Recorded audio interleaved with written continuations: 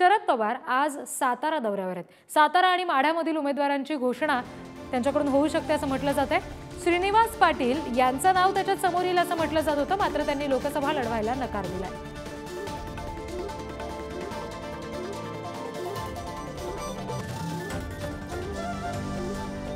आता साताऱ्यातून राजनविरुद्ध नेमकं पवार कोणाला संधी देतात हे पाहावं लागेल।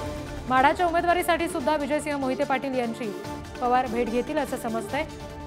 सातारा आणि माढा हे दोन्ही प्रचंड वादग्रस्त मतदारसंघ उमेदवारीच्या दृष्टीने ठरतायत, तर त्याचं नेमकं काय आज होतंय, शरद पवारांकडून घोषणा होते का हे पाहावं लागेल। थेट साताऱ्यातली दृश्य आपण बघतोय, शरद पवार बोलतायत।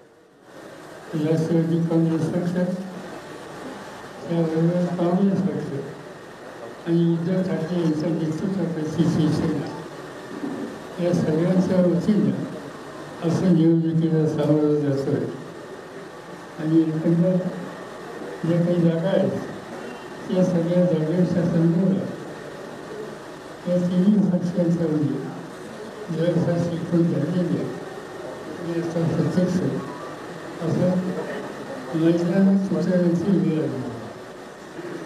सातत्याची चर्चा होत असताना अधिक सखोल चर्चा झाली। साताऱ्यामध्ये हा जिल्हा देशाचे नेते कैलासवासी यशवंतराव चव्हाण यांच्या विचारावर सगळ्यात जोरदार जिल्हा राष्ट्रवादी पक्षाच्या दृष्टीने हा अत्यंत महत्त्वाचा जिल्हा आणि या जिल्ह्याच्या जनतेला राष्ट्रवादी काँग्रेस पक्षावर चव्हाण साहेबांच्या नंतर कृष्ण प्रेम केलं, पाठिंबा दिला, त्यांच्यावर साधी केली, पक्षाची जबाबदारी इसका कुठलाही निर्णय हा अत्यंत काळजीपूर्वक घेतला पाहिजे। गेले 2-3 लोकसभेला श्रीनिवास पाटलांना असेल पण निलेश पाटील आणि त्यांची कामगिरी संसदेमध्ये चालली होती आणि संसदेच्या बाहेर सुद्धा आणि त्यांची कामगिरी संसदेमध्ये चालली होती आणि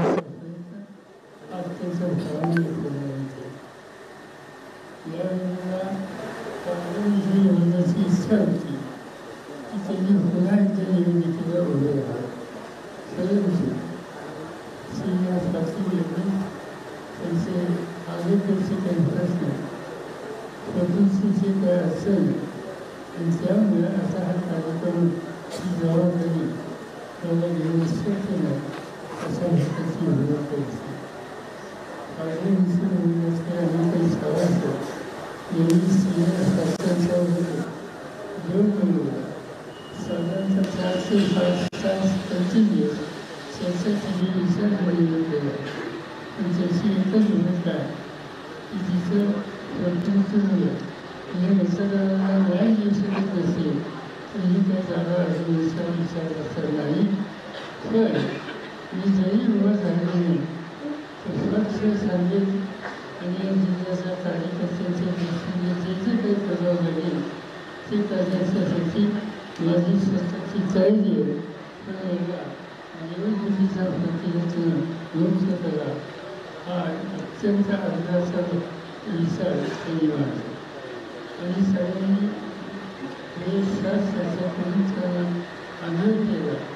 परंतु एकंदर शेवटी एका विशिष्ट वयामध्ये प्रश्न निर्माण झाले ते कामावर जोडल्या जायचं आणि तिच्या श्रवणामुळे त्या ठिकाणी काम करण्यामध्ये गडबड असते आणि त्यामुळे शेवटी नाही मिळालं इतका निसर्ग आणि त्यांची इच्छा त्यांची भूमिका मान्य केली आणि ही जे प्रगती होते ते पुन्हा आमच्या प्रश्न आला की हा सातारा जिल्हा प्रेम करणारा जिल्हा मनापासून भाग्यवान देणारा आणि तुमच्यासारखे हजारो कार्यकर्ते कशाची अपेक्षा असतात समाजकारांच्या विषयावर सध्या देऊन काम करणारे किंवा सगळ्यांना विश्वासात घेण्याची गरज आहे। आणि मी या ठिकाणी मुद्दा आहे ज्यांच्या हाती आणि संसदीय मंडळ यांनी सांगितलं की सातारची जी शैली आहे ती सतत चिंतेची वेगळी होती आणि माझ्या लोकांना मुंबईला येण्याच्या आधी प्रत्येक तालुक्याच्या प्रमुखांचं मत काय ही जाणून घेण्यासाठी ती इथे ठेवलं आणि मला आनंद आहे की तुमच्या प्रत्येक तालुक्याच्या सरकारीने तुमची काही विचार झाला ही या ठिकाणी मागणी हा तुमच्या सगळ्यांचा जो विचार आहे तो पाचव्या वर्गाच्या वैद्यकीच्या समोर येईल आणि नंतर पाचव्या होईल त्याचा अंतिम निर्णय त्या ठिकाणी घेईल.